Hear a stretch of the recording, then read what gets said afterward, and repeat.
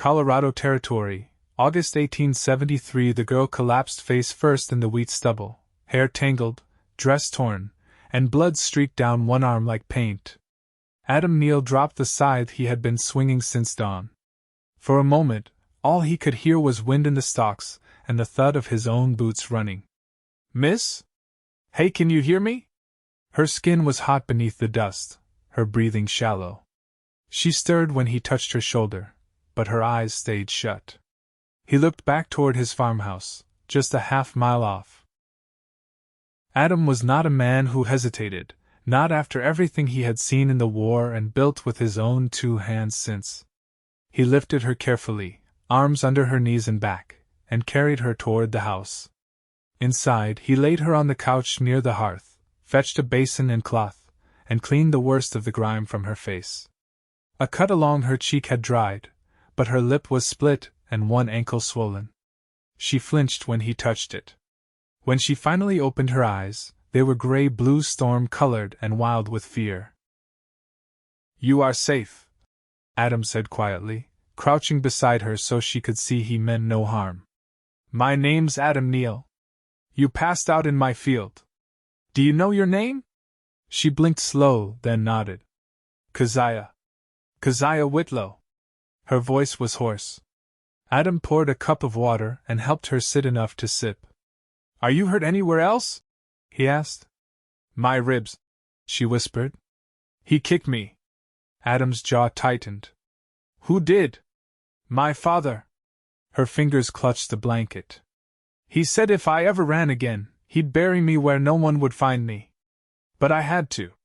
I had to get out." Adam swallowed hard. "You are safe now, Keziah. No one's going to hurt you here." She looked at him like she did not believe it yet. He did not blame her. That night, Adam made her eggs and cornbread and let her sleep in his younger sister's old room. He sat on the porch after, hands wrapped around a mug of coffee gone cold, staring out at the dark fields. He could still feel the weight of her in his arms. Too light. Too broken. Keziah slept through the next day and into the morning after that. When she came out at last, wrapped in one of his mother's old shawls, Adam was kneading bread dough at the kitchen table. "Smells good," she said quietly. He looked up and smiled. "You are up." "I feel better. Sore. But better." She hesitated. "Thank you for letting me stay." Adam wiped his hands on a towel. "You do not need to thank me." "I do." She crossed her arms. "He locked me in the cellar last time. I was down there for 2 days before my uncle found me. He did not do anything about it, just told me to try being more obedient." Adam nodded, slow and steady, not pushing, just listening. "I ran at dawn. Walked for hours until I saw your wheat. I thought maybe if I got far enough, he wouldn't follow." "Where are you from?" "East of here. About 20 miles. Her voice caught. "He will come for me. He always does." Adam's hands curled into fists. "If he comes here, he will not leave with you." Keziah looked at him like she wanted to believe that. Like maybe she could. The next few days passed quiet. She helped him shell peas, mend a torn coat, and sweep the porch. Adam gave her space, but each time their hands brushed, she looked at him a little longer. He noticed the way she flinched at loud sounds, kept her back to the wall when indoors. But she smiled more each day, and that more than anything kept him up at night. On the 6th day, she asked, "Why are you kind to me?" Adam looked up from his workbench. "Because you deserve kindness." She shook her head. "Most men do not think that. I am not most men." That night, a rider came up the road. Adam saw the dust first, then the figure. He stepped off his porch with his rifle slung low but ready. The man riding up was older, with a hard face and eyes like frost. "I am looking for my daughter," the man said. "She ran off. Fool girl. Her name is Keziah." "She is not here," Adam said evenly. The man's eye twitched. "You sure?" "I am. You mind if I look around?" Adam shifted the rifle higher. "I do mind." The man spat in the dirt. You think you can hide her from me? I am her father. I do not think you understand what that word means, Adam said, voice like iron. You show up here again, I will treat you as a threat. The man glared, but Adam did not move. Eventually, he turned his horse and rode off in a cloud of dust. Keziah was standing behind the door when Adam came back inside, eyes wide. He will come back, she whispered. Let him, Adam said. You are not alone anymore. That night, she could not sleep. Neither could he. When he came downstairs to check the windows, he found her sitting at the kitchen table, holding a mug of tea that had gone cold. I am sorry, she said. You do not need to be. I brought trouble to your door. Adam crossed the room and knelt beside her chair. You brought nothing but yourself. And I am glad you did. Her eyes filled. Why? Because I see you, Keziah. I see your strength. And I care about you. She leaned forward, forehead resting against his. I have never felt safe before. You are now, he said, voice rough. The next morning, Adam rode into town. He returned with the preacher. I want to marry you, he said, standing on the porch with the sun just rising over the eastern ridge. Not because I have to. Because I want to. You deserve a home. A real one. And I want to give it to you. Keziah's breath caught. My father, he will make trouble. I know, Adam said. Let him. Tears welled in her eyes. She stepped into his arms and held him tight. I want to marry you too, she whispered.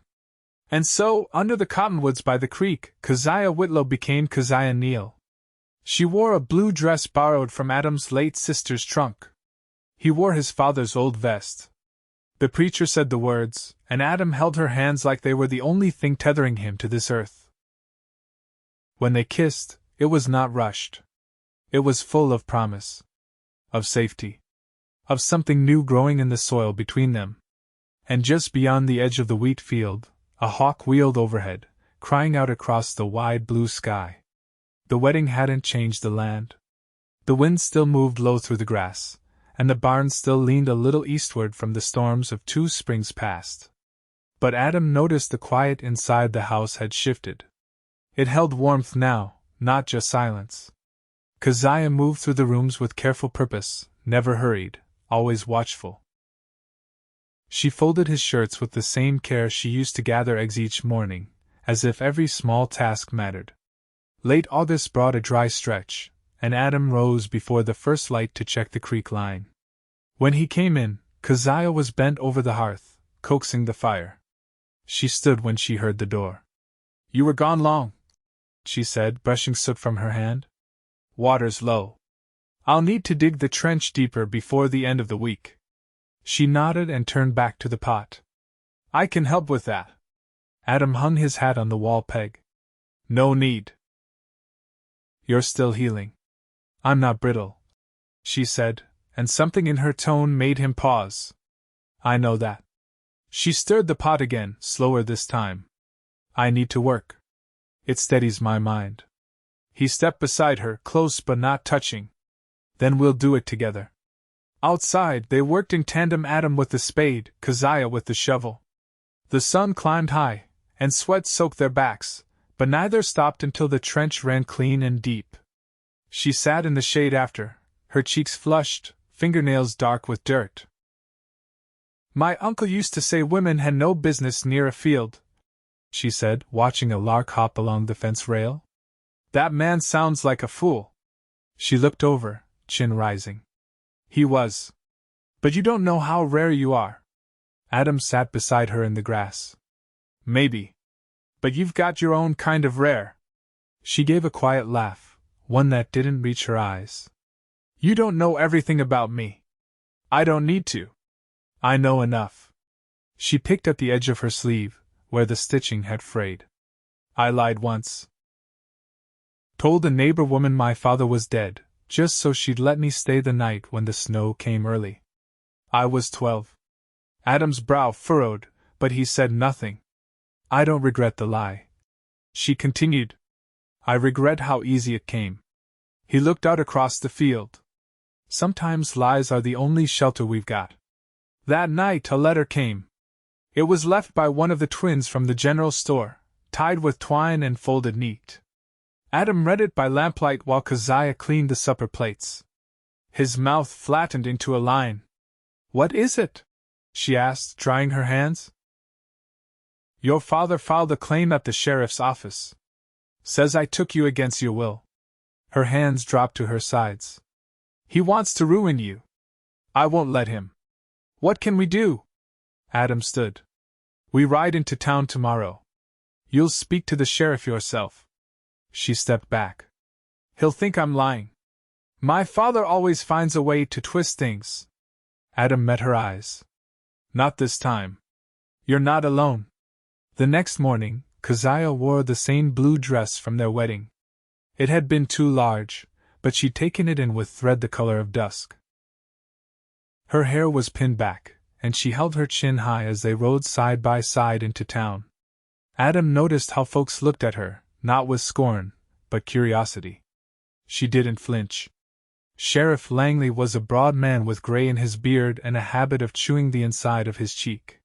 He leaned back in his chair as Keziah gave her account with clear, steady words.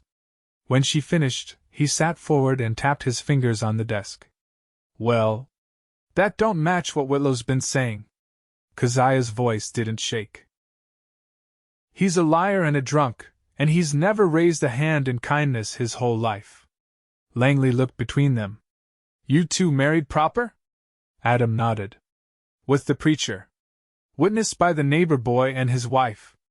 Langley gave a long exhale. "Then far as the law's concerned, you're her husband. And she's free of him."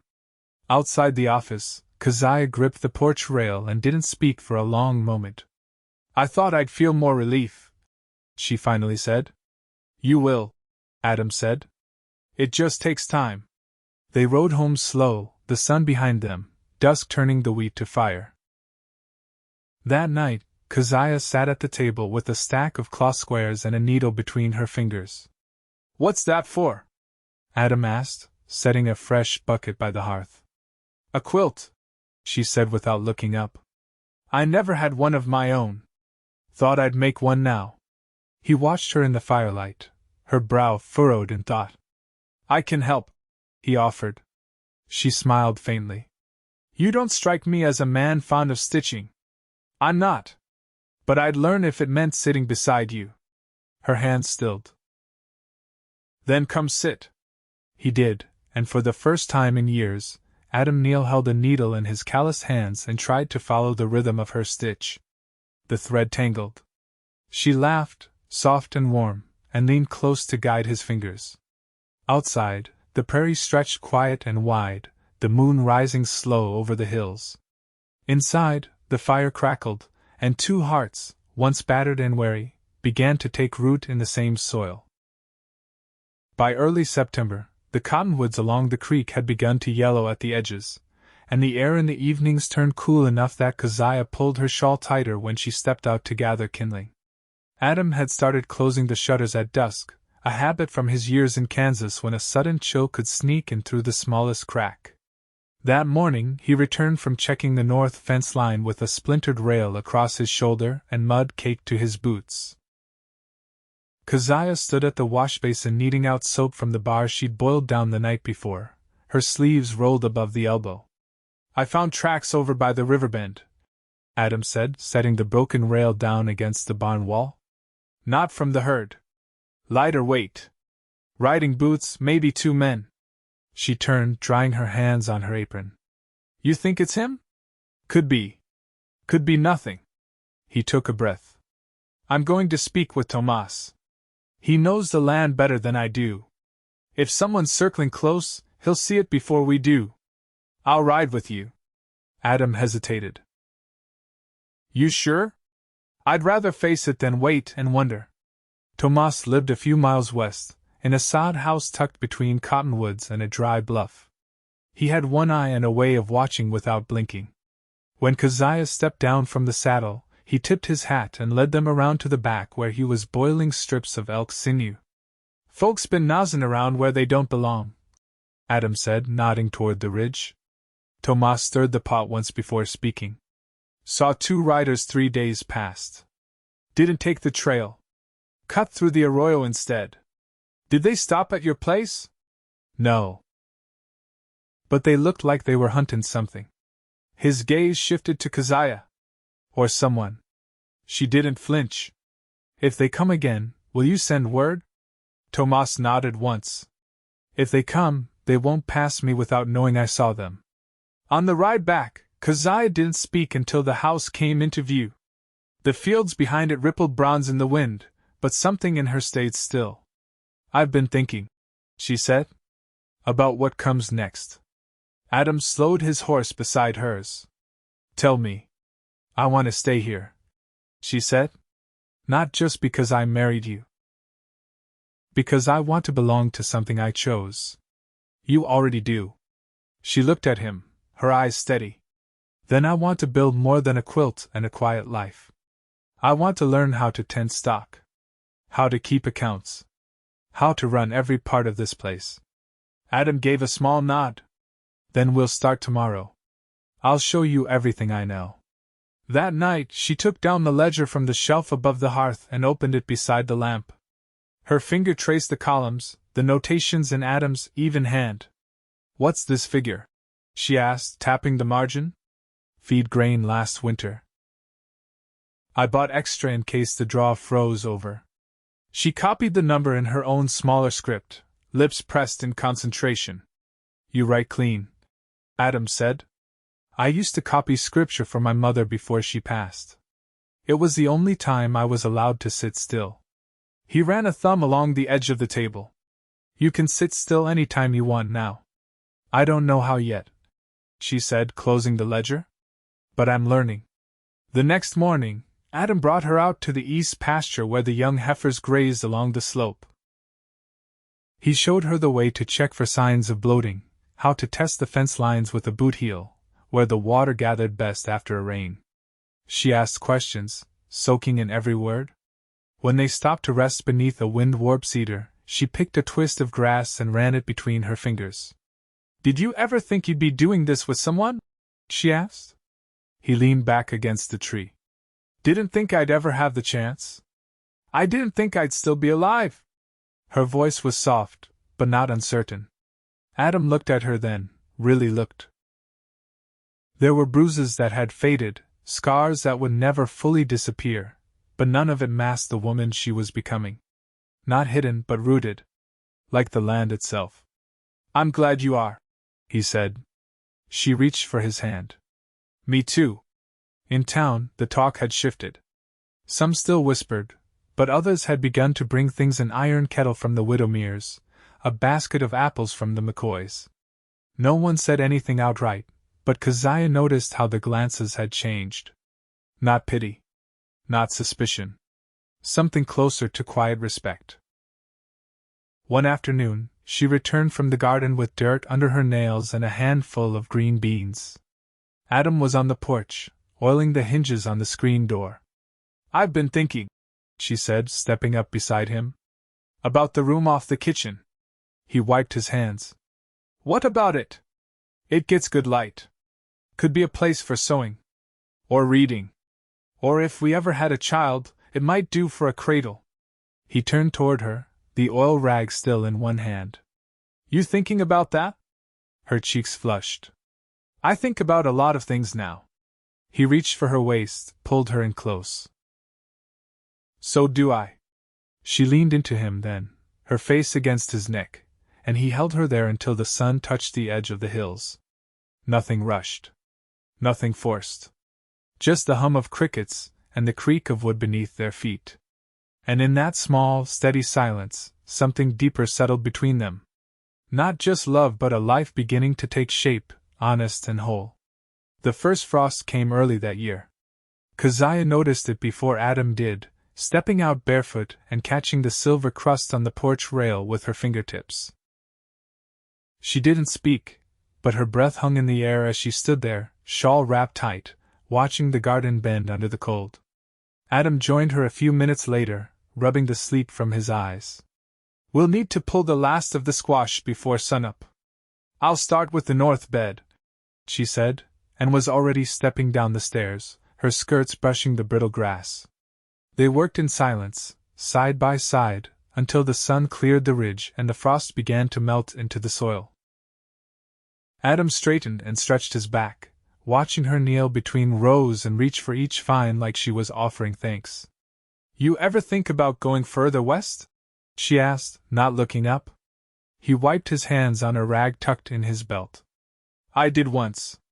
When my brother headed out past Pueblo. But this land's good. It's enough. She nodded and sat back on her heels. I used to dream about the coast. Not the ocean, just the idea of it. A place where no one knew my name. You still want that? No. I want to be known now. She met his eyes.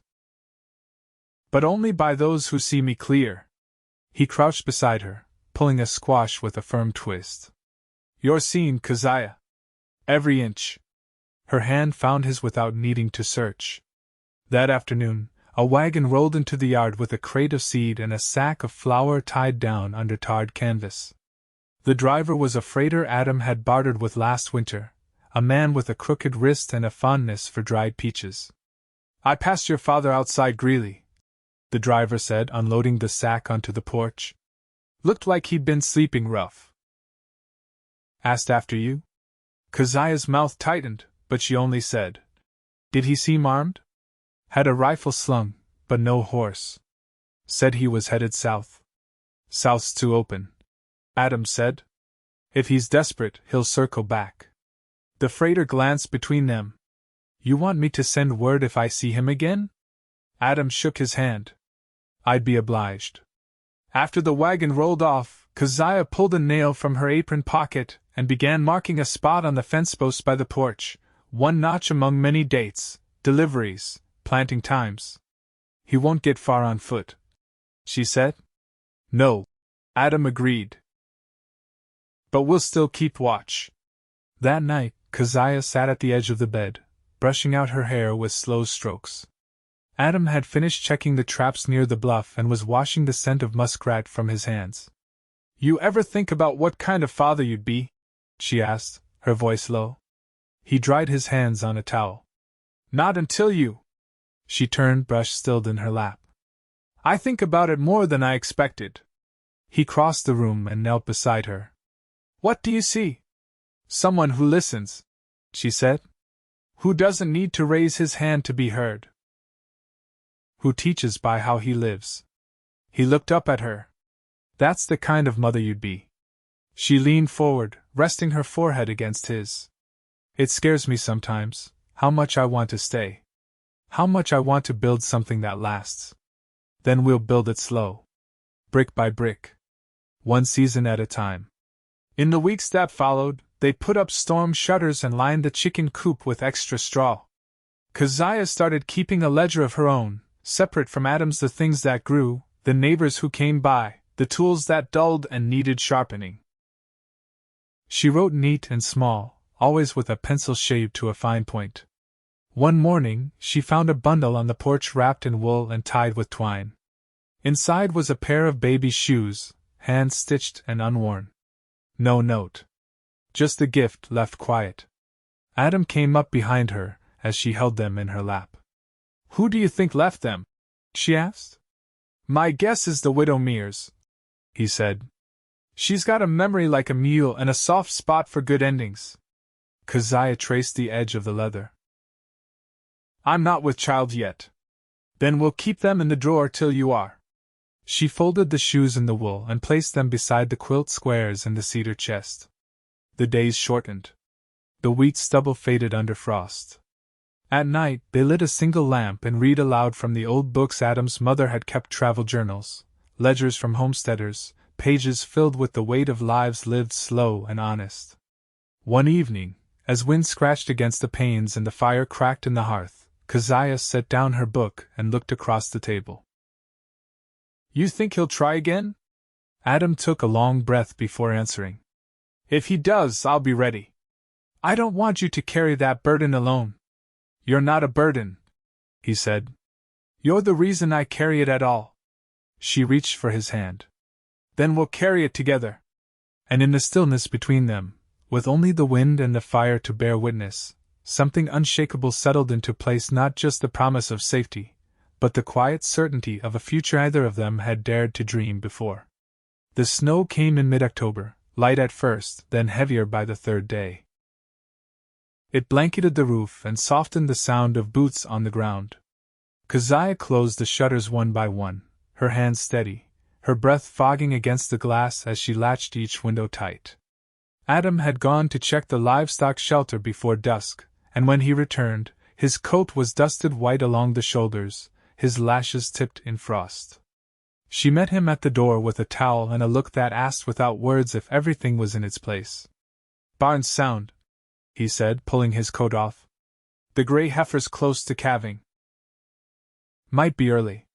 Keziah took the towel from his hands and dried his hair with a gentleness that made his eyes close. "I'll keep the kettle hot through the night."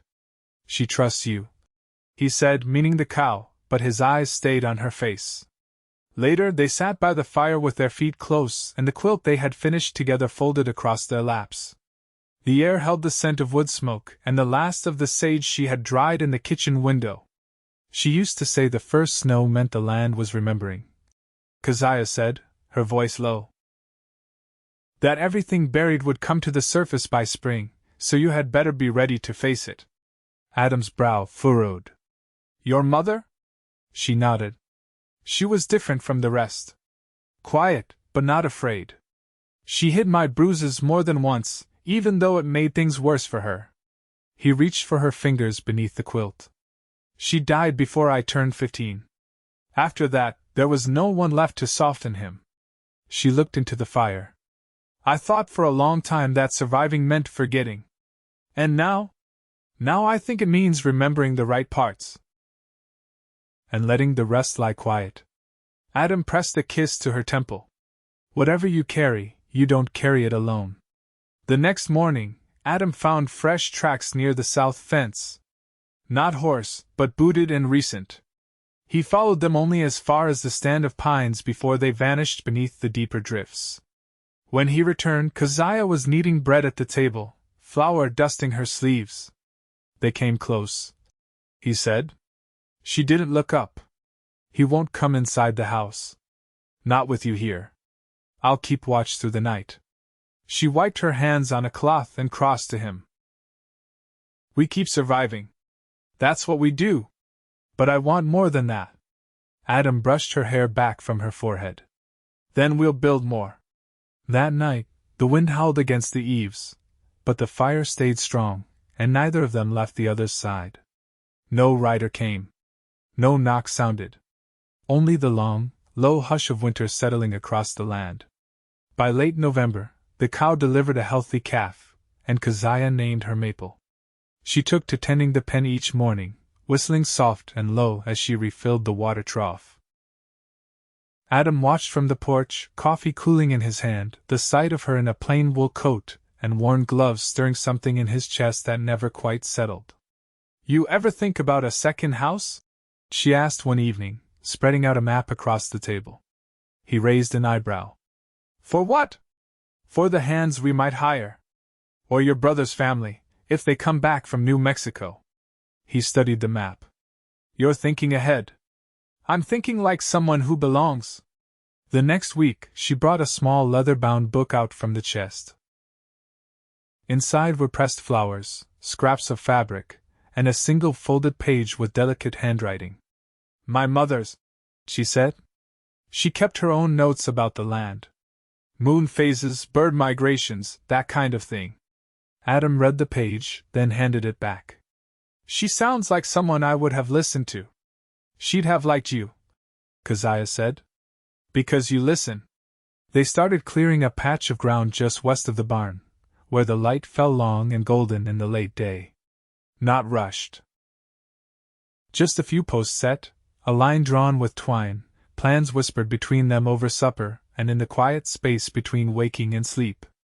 By early spring, the house rose beam by beam, and neighbors came to help raise the frame. Keziah brought cider and fresh bread to the men, her hands flower-streaked, her cheeks sun-warmed. Adam watched her move among them with ease, no longer guarded, no longer waiting for flight. One morning she pulled him aside before the others arrived. "I went to Dr. Latham," she said, eyes bright. He searched her face. "Are you well?" "I am. And we'll be 3 by harvest." He inhaled once, sharp and full, and then pulled her into his arms. "You sure?" She nodded against his chest. "As sure as the sun." They finished the second house by midsummer. It stood plain and strong, with a wide porch and windows that opened to catch the breeze. They kept it empty, knowing one day it would have purpose. The child came in late September, a daughter with a full head of dark hair and lungs that cleared the silence with her first cry. Keziah held her to her chest and didn't cry, just breathed in deep, as though she'd found the last missing piece of herself. Adam cradled them both, his hand on Keziah's back, his lips against her damp hair. "You made her," he whispered. "We did," Keziah said.